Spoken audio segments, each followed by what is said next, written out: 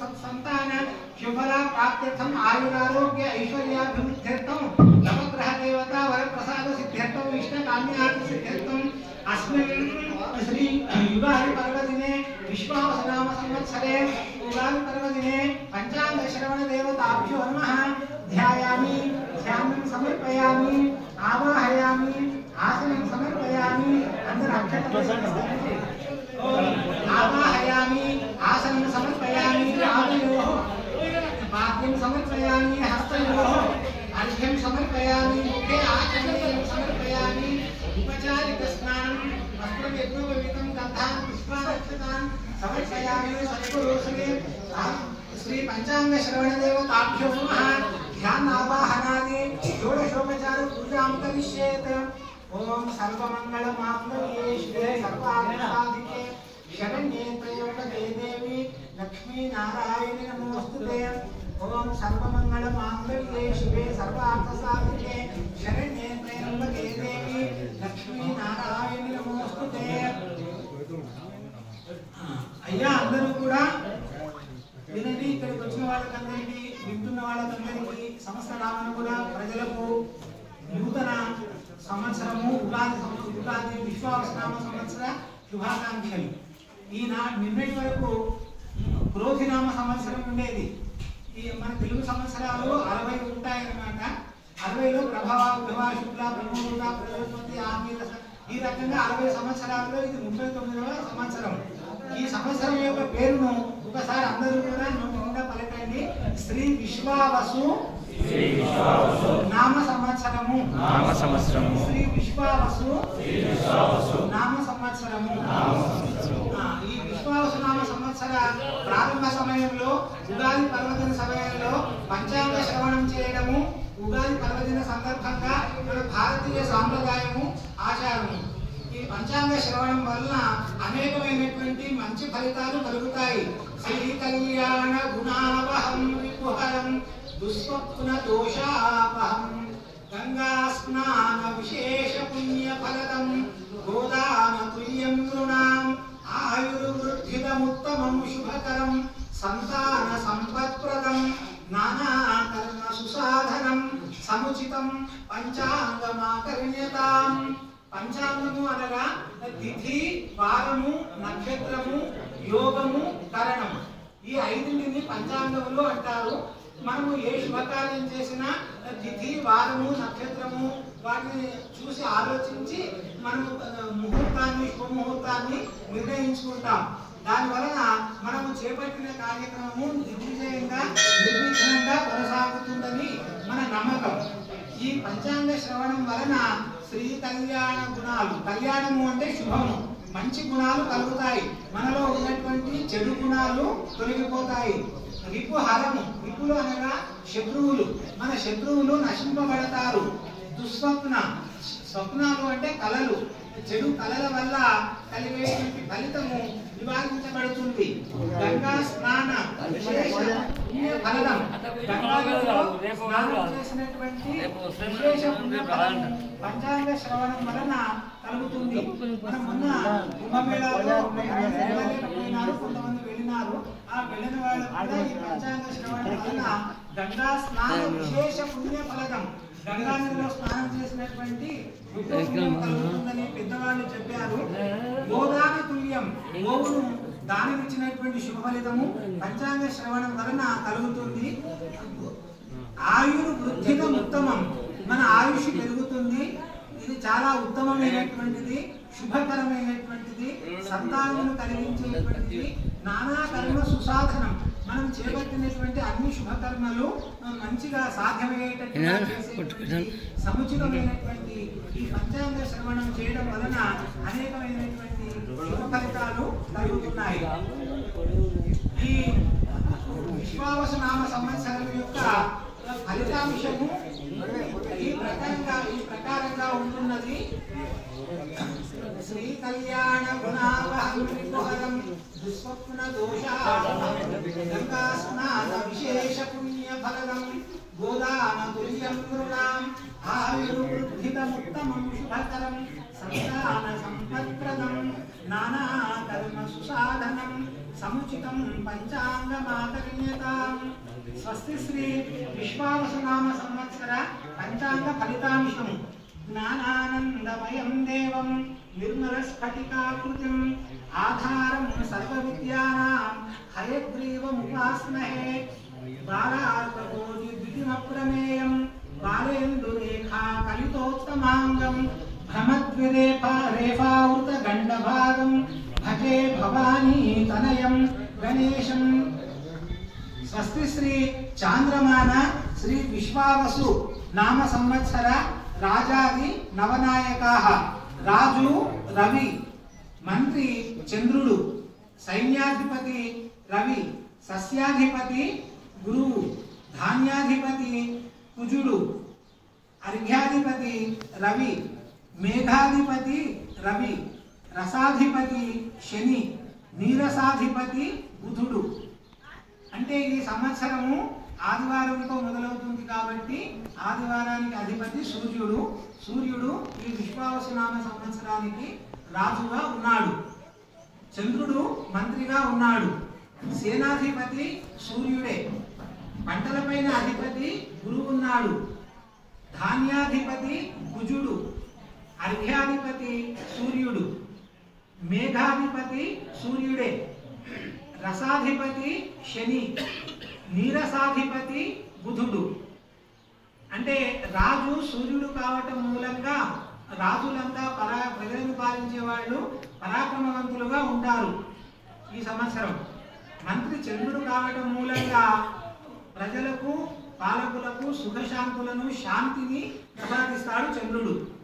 సైన్యాలపైన అధిపతి సూర్యుడే కాబట్టి తరచుగా యుద్ధాల భయం ఎక్కువగా ఉంటుంది. పంటలు, సస్యాలు అనగా పంటలు, పంటలపైన గురువు ఉన్నాడు కాబట్టి పసుపు రంగు పంటలు ఎక్కువగా పండే సూచన కనబడుతుంది. పసుపు రంగు నీళ్ళలు పంటలు. ధాన్యాధిపతి ధాన్యానిపైన కుజుడు ఉన్నాడు కాబట్టి కుజుడు ఎరుపు రంగుకు చిహ్నం కాబట్టి ఎరుపు రంగు ధాన్యాలు బాగా పండుతాయి. అర్ఘ్యాధిపతి అంటే నీళ్లకు ద్రవాలకు సంబంధించినటువంటి విషయం సూర్యుడు ఉన్నాడు కాబట్టి కొంతవరకు వర్షాలపైన తక్కువ ప్రభావం ఉంటుందన్నమాట. సూర్యుడి ప్రభావం ఎక్కువగా ఉంటుంది. అర్ఘ్యాధిపతి. మేఘాధిపతి కూడా సూర్యుడే ఉన్నాడు. మేఘాలపైన అధిపతి కూడా సూర్యుడే కాబట్టి ఎండలు ఎక్కువగా ఉండే సూచన. వర్షాలు కొంచెం తక్కువగా ఉంటాయని చెప్పబడింది. అయితే రైతులకు అనుకూలమైనటువంటి వర్షాలు కురుస్తాయని పెద్దవాళ్ళు అభిప్రాయాన్ని వ్యక్తం చేశారు. రసాధిపతి అనగా రసాలు అంటే చెరుకు, బెల్లము అటువంటి వాటిపైన శని ఉన్నాడు. నీరసాధిపతి అంటే రసాలు కానటువంటివి ధాన్యాలు మొదలైనటువంటివి బుధుడు ఉన్నాడు కాబట్టి ఈ ఆకుపచ్చ రంగు పెసలు మొదలైనటువంటివి బాగా పండే సూచన కనబడుతుంది. ఈ విశ్వావసునామ సంవత్సరంలో 9 మంది నాయకులు ఉంటారు, నవగ్రహాలు. ఆ 9 మంది నాయకులలో 3 శుభగ్రహాలకు 6 పాపగ్రహాలకు వచ్చినాయి. అంటే పాపుల యొక్క ఆధిపత్యమే ఎక్కువగా ఉన్నది. ఇక్కడ సూర్యుడు, చంద్రుడు పాపగ్రహాలుగానే తీసుకున్నారు. కానీ వారి యొక్క ఫలితము ప్రజలకు క్షేమంగానే ఉంటుందని భావించవచ్చు. కేంద్ర రాష్ట్ర ప్రభుత్వాల పరిపాలనలో కొన్ని ఒడిదుడుకులు ఉండును. అంటే ప్రజలను పాలించేటువంటి కేంద్ర ప్రభుత్వము, రాష్ట్ర ప్రభుత్వము కొన్ని అంశాలలో వారి మధ్య పగలు వైరుధ్యాలు కనిపించే సూచనలు ఉన్నాయి. పశుపాలకుడు, గోష్ఠాప్రాపకుడు మరియు గోష్ఠా బహిష్కర్త యముడు. అంటే పశువులపైన ఈ సంవత్సరమున యముడు ఉండడం వలన గోపాలకృష్ణుడు, బలరాముడు ఉంటారు. ఈ సంవత్సరం యముడు ఉన్నాడు కాబట్టి పశువులకు హాని కలుగుతుందని ఉందన్నమాట. మనం ఏం చేయాలంటే పశువులకు హాని కలుగుతుంది కాబట్టి ప్రయత్నంతో ఆ పశువులను, గోమాతలను కాపాడుకునే ప్రయత్నం మనం చేయాలి. పాలు, గడ్డి ధరలు పెరుగుతాయి. సరిహద్దులలో యుద్ధ భయం ఉంటుంది. ప్రపంచ దేశాలలో భారతదేశం పేరు ప్రఖ్యాతులు గడించును. ప్రజలు లోక కళ్యాణం కొరకు యజ్ఞయాగాది క్రతువులు ఆచరించేదరు. అంటే యజ్ఞాలు, పూజలు ఎక్కువగా ఈ సంవత్సరం జరిగే సూచన కనబడుతున్నది విశ్వావసు నామ సంవత్సరంలో. ఇక విశ్వావసు నామ సంవత్సరంలో ఈ రాజుల యొక్క ఫలితాంశము మరింత వివరంగా తెలుపబడి ఉంది. విశ్వావసు సంవత్సరమున సస్య వృద్ధి మధ్యమము, సస్యములు అంటే పంటలు మధ్యమంగా ఉంటాయి. దొంగతనములు రోగములు అధికముగా ఉండును, ఎక్కువగా ఉంటాయి దొంగతనాలు రోగాలు. రాజులు లోకులుగా ఉండురు, అంటే కొంచెం పిసినారితనాన్ని చూపవలసినటువంటి అవసరము వాళ్ళకు ఉంటుందట. ఇక విశ్వావసునామ సంవత్సరంలో సూర్యుడు రాజు కావటం మూలంగా పాలకుల మధ్య విరోధము, ప్రజలకు రక్షణ తగ్గుతుంది. మేఘములు మరి ఎక్కువగా కాకుండా తక్కువగా కాకుండా సమవృష్టిని ప్రసాదిస్తాయి. పాలకుల వలన ఆయుధాల వలన ప్రజలకు భయం ఆవహిస్తుంది. దొంగ భయాలు అగ్ని ప్రమాదాలు తరచుగా ఎక్కువగా సంభవిస్తాయి. చంద్రుడు మంత్రి కావటం మూలంగా వర్షాలు పుష్కలంగా కురుస్తాయి. అంటే సూర్యుని ప్రభావం వల్ల ఒక రకంగా, చంద్రుని ప్రభావం వల్ల ఒక రకంగా ఉంటుంది. ఈ చంద్రుని ప్రభావం మంత్రి కావటం మూలంగా అన్ని విధాలైన పంటలు పండుతాయి. ప్రజాక్షేమము ఆరోగ్యము లభిస్తాయి. అందరూ సుఖంగా జీవిస్తారు. ఈ విశ్వావసు అనేటువంటి సంవత్సరానికి ఉన్నటువంటి పేరు యొక్క అర్థం ఏమిటంటే విశ్వము అనగా ప్రపంచం, ఆవసు అంటే విశ్వానికి నిలయమైన వాడు అంటే మహావిష్ణువు అని అర్థం. తర్వాత భూమికి సంబంధించినటువంటి అంశంగా పరిగణించడం జరిగింది. భూమిపైన లభించేటువంటి వస్తువులన్నీ బంగారము పంటలు ఇవన్నీ కూడా పుష్కలంగా పండుతాయి, చక్కగా ప్రజలకు ఉంటాయని చెప్పబడింది. విశ్వావసు అనగా ఒక గంధర్వుని పేరట. గంధర్వులు పాటలలో సంకీర్తనలలో నృత్య గీతాలలో ప్రసిద్ధులు కాబట్టి ఈ సంవత్సరంలో కళాకారులకు మంచి ప్రోత్సాహం ఉంటుందని భావించబడుతుంది. సూర్యుడు సేనాధిపతి కావటం మూలంగా పరిపాలకుల మధ్య కలహాలు ఏర్పడతాయి, యుద్ధాలు సంభవిస్తాయి. మేఘాలు వాయు ప్రభావం వలన వర్షం తక్కువ కురుస్తుంది.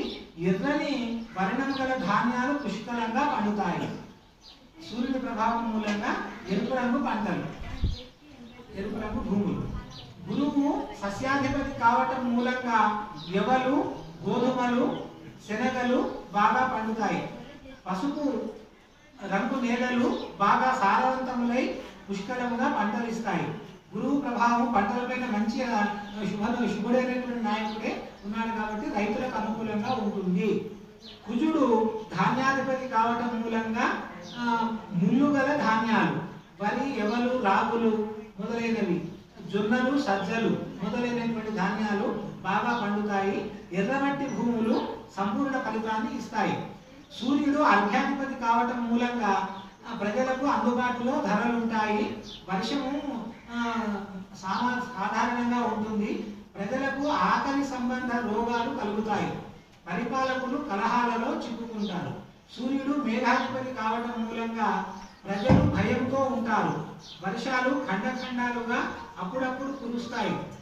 ఎర్రని వర్ణం గల ధాన్యాల దిగుబడి బాగుంటుంది. శని రసాధిపతి కావటం మూలంగా నెయ్యి నూనె బెల్లము తేనె మొదలైనటువంటి వస్తువులు తక్కువ ధరలో లభిస్తాయట. బుధుడు నీరసాధిపతి కావటం మూలంగా పచ్చమణులు బంగారము నవరత్నాలు అధికంగా లభిస్తాయి. ధరలు కూడా అధికంగా ఉంటాయి. అనేక రకాల ధాన్యాలు బాగా పండి అన్ని విధాలా జనులకు సమృద్ధిని కలిగిస్తాయి. ఆరుద్ర కార్తె ప్రవేశించిన సమయం వలన దాని ఫలితం వలన రాత్రి సమయంలో ఆరుద్ర కార్తె ప్రవేశం కలిగింది. దాని ఫలితంగా అభివృద్ధి కలిగి విల కలిగి ఉండును. ఇక తర్వాత ఇంకా ఈ విశ్వావసు నామ సంవత్సరం యొక్క ఫలితాంశము ఈ రకంగా చెప్పబడి ఉంది. ఈ సంవత్సరమున వైశాఖ శుద్ధ సప్తమి 4వ తేదీ 5వ నెల 2025 మొదలు వైశాఖ శుద్ధ త్రయోదశి 10వ తేదీ 5వ నెల 2025 అంటే ఒక వారం రోజులు దుల్లు కర్తలి ఉన్నది. మళ్ళీ 5వ నెలలో 11వ తేదీ నుంచి 29వ తేదీ వరకు వాస్తు కర్తలి ఉన్నది. ఈ కర్తలి సమయంలో కట్టే మట్టి పనులు చేయకూడదు. ఆషాఢ మాసంలో గురుమౌఢమి మొదలవుతుంది. గురుమౌఢ్యమి 10వ తేదీ 6వ నెల 10వ తేదీ 7వ నెల వరకు నెల రోజుల వరకు మూఢమున్నది ఆషాఢ మాసంలో. తర్వాత 11వ నెలలో 26వ తేదీ నుంచి 2వ నెల 12వ తేదీ వరకు అనగా 12వ నెల 1వ నెల సుమారుగా 2.5 నెలలు శుక్రమూఢమి ఉన్నది. మార్గశీర్ష మాసం మొదలుకొని మాఘమాసం వరకు. మార్గశీర్షము, పుష్యము, మాఘము. కాబట్టి మాఘమాసంలో ముహూర్తాలు తక్కువగా ఉంటాయి, మార్గశీర్ష మాసంలో తక్కువగా ఉంటాయి. పుష్యమాసం ఎట్లాగో సంక్రాంతి నెల శూన్యమాసం కాబట్టి కొన్ని ముహూర్తాలకు ఆటంకం కలుగుతున్నది, వివాహ ముహూర్తాలు. తర్వాత ఈ సంవత్సరమున శుక్రమూఢమి 11వ నెలలో 26వ తేదీ నుంచి 2వ నెలలో 12వ తేదీ వరకు. ఆ తర్వాత గురువు ఈ సంవత్సరం మిథున రాశిలో ప్రవేశిస్తున్నాడు. పుష్కరాలు అని చెప్తారు. ప్రతి సంవత్సరము ఒక నదికి పుష్కరాలు జరుగుతాయి.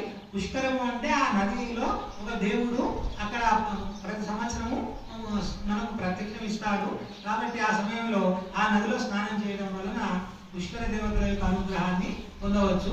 ఈ సంవత్సరమున సరస్వతి నదికి పుష్కరాలు. సరస్వతి నది మన భారతదేశంలో ఎక్కడా కనిపించదు, కానీ అన్ని నదుల యొక్క అంతర్భాగంలో సరస్వతి నది ప్రవహిస్తుంది.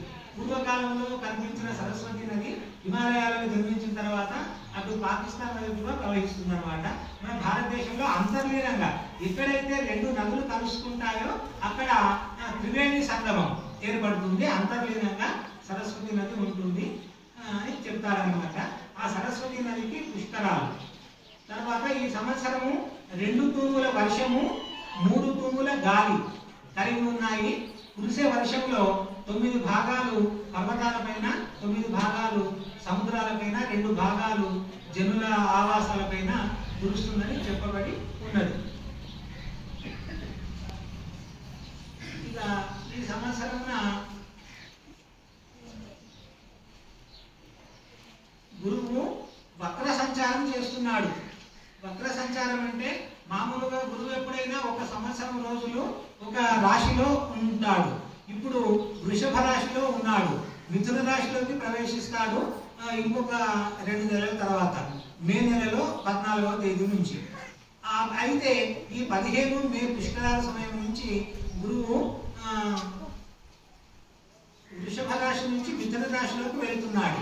అక్కడ 5 నెలలే ఉంటున్నాడు. మామూలుగా సంవత్సరం 12 నెలలు ఉండాలి, కానీ 5 నెలలు ఉండి మళ్ళీ ఏం చేస్తున్నాడంటే కర్కాటక రాశిలోకి వెళ్తున్నాడు. ఒక రాశిలో ఒక సంవత్సరం సంచారం పూర్తి కాకుండానే మిథున రాశి నుండి మేషం, వృషభం, మిథునం, కర్కాటకం ముందుకు వెళ్తున్నాడు. మళ్ళీ కర్కాటక రాశి నుంచి 12వ నెల నుంచి మళ్ళీ మిథున రాశిలోకి వస్తున్నాడు. వృషభ రాశిలోంచి మిథున రాశిలోనికి, మిథున రాశిలోంచి కర్కాటక రాశిలోకి, కర్కాటక రాశి నుంచి మళ్ళీ మిథున రాశిలోకి. ఈ రకంగా వక్రగతి సంచారం. అట్లాగే మొన్న 6 గ్రహాలు ఒకే రాశిలో ఉండడం సంభవించింది, షష్ఠగ్రహ కూటం. దాని వలన కొన్ని చెడు ఫలితాలు కలిగినట్టుగా పెద్దవాళ్ళు పేర్కొన్నారు. ఇక ఈ రకంగా వక్రగతి సంచారం వల్ల ఏమవుతుందంటే మనము లగ్నాలకు గురుబలాన్ని ముఖ్యంగా చూస్తాం. గురుబలం 7వ ఇంట్లో, 9వ ఇంట్లో, 11, 5వ ఇంట్లో, 2వ ఇంట్లో ఉంటే మంచిది. కానీ ఇప్పుడు ఏమవుతుందంటే 5 నెలలు ఒక గ్రహం ఒక రాశిలో, తర్వాత ఇంకా 3 రాశులలో ప్రవేశించడం చేత ఈ వివాహ ముహూర్తాలకు కావలసినటువంటి బలం అనేటువంటిది గురువుకు ఎట్లా సంచారం వక్రగతిలో ఉందో మానవులకు కూడా అదే ఫలితంగా కొన్ని రోజులు విజయాలు, కొన్ని రోజులు అపజయాలు, మంచి ఫలితాలు, చెడు ఫలితాలు కలుగుతున్నాయి. మనం ఈ ఉగాది సమయంలో స్వీకరించేటువంటి పచ్చడిలో 6 రుచులు ఏ రకంగా ఉంటాయో అదే రకంగా మన జీవితంలో కూడా మంచి చెడు 2 ఉంటాయి. వాటిని సమానంగా స్వీకరించాలని ఈ ఉగాది పండుగ ద్వారా మనం సందేశాన్ని అందుకుంటాం. ఇక ఈ సంవత్సరం సంక్రాంతి పురుషుడు 14వ తేదీ 1వ నెల జనవరి 14. మామూలుగా సంక్రాంతి 14 నాడు కానీ 15 నాడు కానీ వస్తుంది. మన పండుగలన్నీ కూడా ఒక మాసాలను బట్టి ఏర్పడతాయి. ఇప్పుడు చైత్ర మాసంలో ఉగాది పండుగ, ఆశ్వీజ మాసంలో దసరా పండుగ ఏర్పడినట్టుగా భాద్రపద మాసంలో వినాయక చవితి, ఇది మాసాలను బట్టి. కానీ సంక్రాంతి పండుగ మాత్రం నెలను బట్టి, జనవరి నెలను బట్టి ఏర్పడుతుంది. ఎందుకంటే సూర్యుని యొక్క గమనాన్ని ఆధారంగా చేసుకుని పండుగలను నిర్ణయించడం జరుగుతుంది అన్నమాట. సూర్యుడు మకర రాశిలో ప్రవేశిస్తాడు. ఈ సంవత్సరమున ఇక్కడ సంక్రాంతి పురుషుడు కుంకుమ స్నానం చేస్తున్నాడు, కృష్ణపక్షంలో వస్తున్నాడు, బుధవారం నాడు వస్తున్నాడు, సింహలగ్నంలో వస్తున్నాడు, పట్టు బట్టలు కట్టుకొని వస్తున్నాడు, రాగి పాత్రలో భోజనం చేస్తాడట. వరాహం అంటే పంది వాహనం పైన వస్తున్నాడు. దాని ఫలితంగా సంక్రాంతి క్రీడ రాజులకు ఎక్కువగా కనబడుతున్నది. ఇక మకర సంక్రాంతి కాలంలో దానం చేయడం వలన దాని వలన కలిగేటువంటి చెడు ఫలితాలు నివారించుకోవచ్చు అని చెప్పడం జరిగింది. ఇక మూఢాలు ఈ సంవత్సరమున గురుమూఢమి, శుక్రమూఢమి రెండు ఉన్నాయి. వాస్తుకర్తని కట్టే సమయ పనులు కట్టి పనులు చేయకూడదు. పుష్కరాలు, సరస్వతి నది పుష్కరాలు. గ్రహణాలు రెండు ఉన్నాయి ఈ సంవత్సరం. రెండు గ్రహణాలు చంద్రగ్రహణాలే. ఇప్పుడు నిన్న సూర్యగ్రహణం సంభవించింది అని ప్రజలు అపోహలకు లోనైనారు. మనకి ఇక్కడ ముక్తేశ్వర పంచాంగంలో గత సంవత్సరమున గ్రహణాలు లేవు అని రాయబడి ఉంది. క్రోధినామ సంవత్సరంలో గ్రహణాలు లేవు అన్న ప్రజలు గ్రహణం ఉన్నది అని భయపడ్డారు. ఎందుకంటే అది ఈ టీవీల ప్రచారం వలన వాటి ప్రచారం కొరకు ఎక్కడ ఏం జరిగినా అది ఇక్కడే జరిగినట్టుగా ప్రజలలో భయ ఆందోళనలు సృష్టిస్తారు. కాబట్టి మనకు వర్తించేటువంటి కాలమానాన్ని అనుసరించి వీళ్ళు తయారు చేసేటువంటి పంచాంగాలు చాలా శాస్త్రీయంగా ఉంటాయి. దీంట్లో ముందే చెప్పారు వాళ్ళు, ఈ మనకు కనిపించే గ్రహణాలు లేవు, మనకు కనిపించకపోతే గ్రహణాన్ని పాటించాల్సినటువంటి అవసరం లేదు అని చెప్పారు. ఇక మన ప్రజలేమో కొన్ని నమ్మకాలతోనే భయపడడం జరుగుతుంది. ఈ సంవత్సరమున రెండు చంద్రగ్రహణాలు తెలుపబడి ఉన్నాయి. ఒకటేమో భాద్రపద మాసంలో అంటే వినాయక చవితి వచ్చే నెలలో భాద్రపద శుద్ధ పౌర్ణమి నాడు. మళ్ళీ ఇంకొక చంద్రగ్రహణము పాల్గొన శుద్ధ పౌర్ణమి అంటే హోలీ పండుగ, రంగుల పండుగ నాడు ఈ చంద్రగ్రహణం కాబట్టి రాత్రి వేళ మనకి ఇక్కడ వర్తిస్తుంది. కాబట్టి మనము ఆ రెండు చంద్రగ్రహణాలు, మొదటి చంద్రగ్రహణాన్నేమో కుంభరాశి వాళ్ళు చూడకూడదు, రెండవసారి సంభవించే చంద్రగ్రహణాన్ని సింహరాశి వారు చూడకూడదు. ఇక నిదానంగా మళ్ళీ ఆ సమయంలో కూడా మనం ఆలోచించవచ్చు. ఇక ఈ సంవత్సరంలో వస్తువుల ధరలు ఎక్కువగా ఉంటాయని తెలుపబడి ఉంది. నూతన పరిశ్రమలు, ప్రాజెక్టులు ప్రారంభమవుతాయి. భారతదేశం యొక్క కీర్తి ప్రపంచవ్యాప్తం అవుతుంది. క్రీడారంగంలో అనేక విజయాలు కలుగుతాయి. ఈ రకంగా మంచి ఫలితాలు తెలుపబడి ఉన్నాయి. ప్రజలకు, రైతులకు అనుకూలమైనటువంటి వర్షం, అయితే ఎక్కువ వర్షం కురవకపోయినా అనుకూలంగా కురుస్తుందని తెలుపబడి ఉంది. ఇక కార్తెలు, వాటి ప్రవేశ సమయాలు, వాటి ఫలితాలు. రేవతి కార్తె 31వ తేదీ అంటే రేపే 31/3 జంబూకం అంటే తోడేలు వాహనం పైన, జంబూకం అంటే నక్క వాహనం పైన వస్తున్నది. దృష్టి అంటే వర్షం రాయబడి ఉంది ఇక్కడ పంచాంగంలో. అశ్విని కార్తె ఏప్రిల్ 13 నాడు ఎలుక వాహనం పైన ఫలితము వర్షాలు కురుస్తాయట. ఇప్పుడు మార్చి, ఏప్రిల్లో వర్షాలు అంటే మనం అక్కడక్కడ ఖండ వర్షాలు చూస్తున్నాము. వాటి ఆధారంగా వాళ్ళు మొత్తం ప్రపంచాన్ని అంతా దృష్టిలో ఉంచుకొని చెప్తారు. కాబట్టి భారతదేశానికి వర్తించేటువంటి విషయం అయి ఉంటుంది. ఉత్తర భారతదేశంలో వర్షాలు ఎక్కువ, దక్షిణ భారతదేశంలో వర్షాలు తక్కువ అని కూడా కొంతమంది అభిప్రాయపడ్డారు. భరణి కార్తె 27 ఏప్రిల్ నాడు నకులము అంటే ఇది కూడా తోడేలకు సంబంధించినటువంటి జాతి, అక్కడ వర్షాలు ఉన్నాయి. కృత్తిక కార్తె 5వ నెలలో 11 వర్షాలు రాయబడి ఉన్నాయి.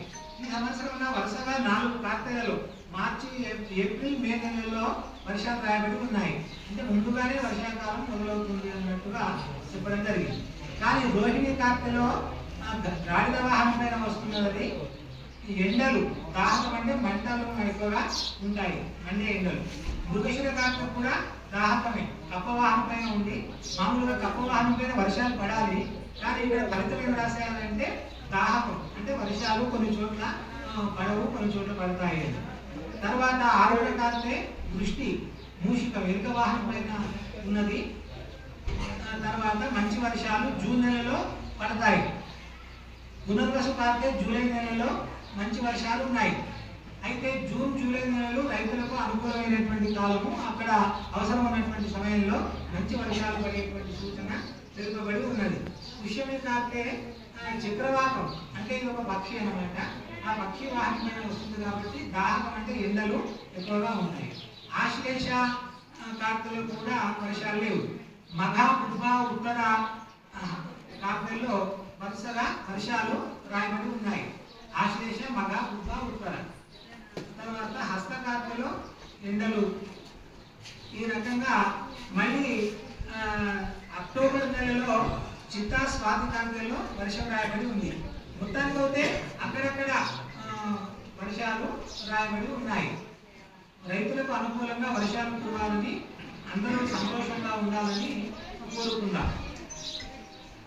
ఇక ఈ సంవత్సరంలో ముహూర్తాలు ఈరోజు చేయవచ్చు.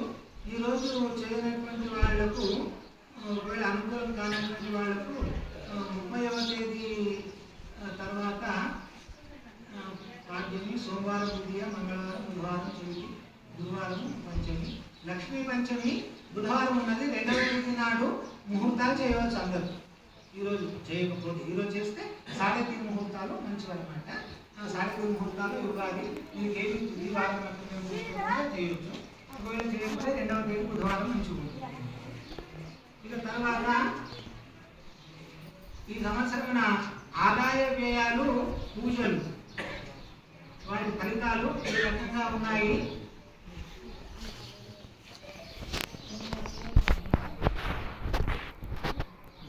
ఆంజనేయ స్వామి వారి పేరు పైన కృత్తికా నక్షత్రము, మేషరాశి.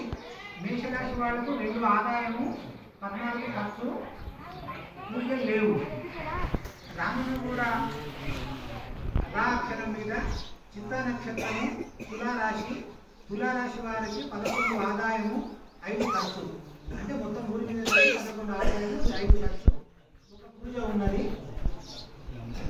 ఈ రకంగా ఉన్నది. ఇంకా అందరూ కూడా వ్యక్తిగతంగా అందరూ మంచిగా సంతోషంగా ఉండాలని కోరుకుంటున్నాను. స్వస్తి ప్రజాభ్య పరిపాలయంతాం న్యాయేన మార్గేణ మహిమహీషాః గోబ్రాహ్మణేభ్యః శుభమస్తు నిత్యం. లోకాః సమస్తాః సుఖినో భవంతు.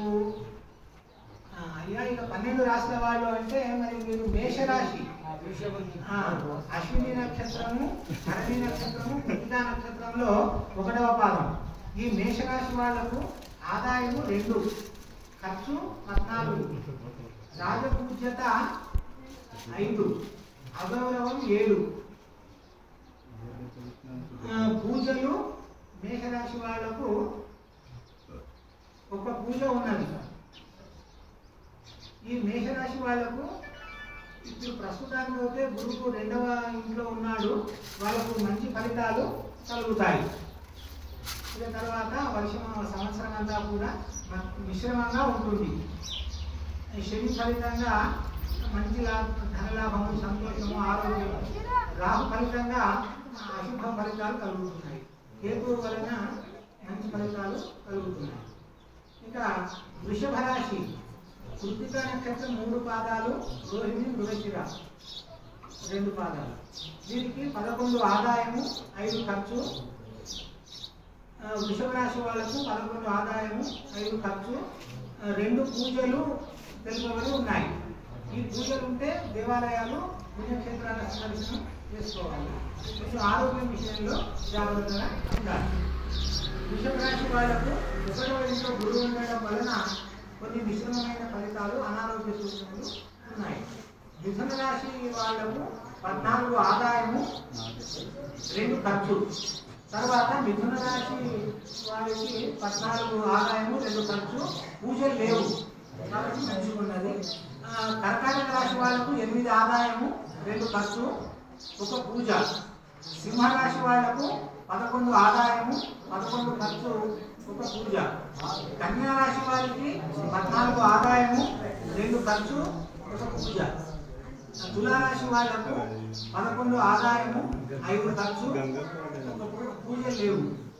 వృశ్చిక రాశి వాళ్లకు 2 ఆదాయము, 14 ఖర్చు, పూజలు లేవు. ధనుసు రాశి వాళ్లకు 5 ఆదాయము, 5 ఖర్చు, 2 పూజలు. మకర రాశి వాళ్లకు 8 ఆదాయము, 14 ఖర్చు, 1 పూజ. కుంభరాశి వాళ్లకు 8 ఆదాయము 14 ఖర్చు 2 పూజలు. మీనరాశి వాళ్ళకు 5 ఆదాయము 5 ఖర్చు పూజలు లేవు. ఈ రకంగా ఆదాయ వ్యయాలు ఖర్చులు ఉన్నాయి. ఒకవేళ ఖర్చు ఎక్కువగా ఉన్నట్టుగా సూచన కనిపిస్తే మీరు ఏం చేయాలంటే వాటిని కొన్ని సంవత్సరాల తర్వాత మనకు మంచి ఫలితాన్ని ఇచ్చే విధంగా ఏదైనా ఒక ప్లాట్ తీసుకోవడం, ఫిక్స్డ్ అట్లాంటివి చేస్తే ఖర్చు చేసినట్టుగా ఉంటుంది, మళ్ళీ మనకు ఎక్కువ రాబడి దాని వలన కలుగుతుంది. ఆదాయం ఎక్కువగా ఉంటే ఆదాయాన్ని దుర్వినియోగం చేసుకోకుండా పొదుపు చేసుకోవాలి. ఈ రకంగా మనం మంచి చెడు ఆలోచించి ఎక్కువ బాగా జాగ్రత్తగా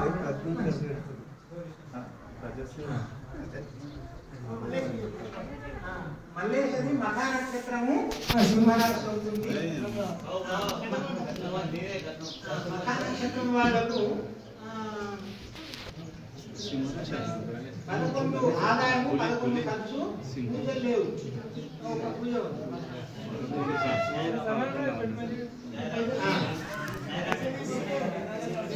సాయిరాము 8 ఆదాయము 14 ఖర్చు 2 పూజలు.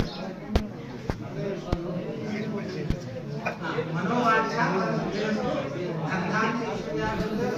వివేకానికి రోహిణి నక్షత్రం వృషభ రాశి 11 ఆదాయము 5 ఖర్చు మనోవాంఛ 2 పూజలు ఉన్నాయి. ఆరోగ్య విషయంలో జాగ్రత్తగా 11 ఆదాయము 5 ఖర్చు.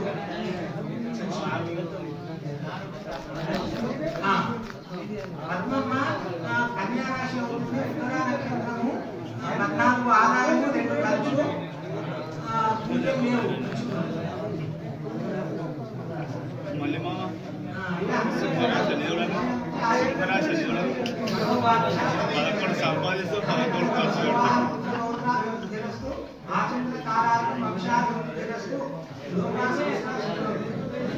శ్రీశైలం గారికి చిన్నా నక్షత్రం తులారాశి 11 ఆదాయము 5 ఖర్చు 1 పూజ. కళావతి మృగశిర నక్షత్రము మిథున రాశి 14 ఆదాయము 2 ఖర్చు పూజలు లేవు.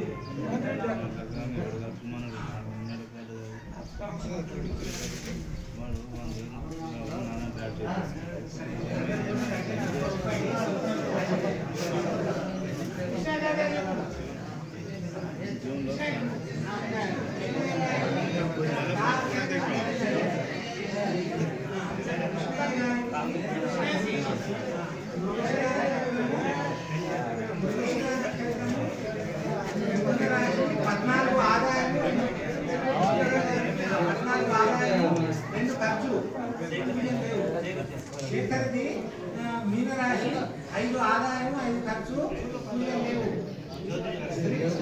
శ్రీ అక్షరము ఆదాయము 5 ఖర్చు. మామ ఫోటో తీసి గ్రూప్ లో పెడతా, అందరు చూసుకుంటుంది. ఫోటో తీసి గ్రూప్ లో పెడతా అయిపోతుంది. రామనగరం కుంభరాశి 8 ఆదాయము 14 ఖర్చు.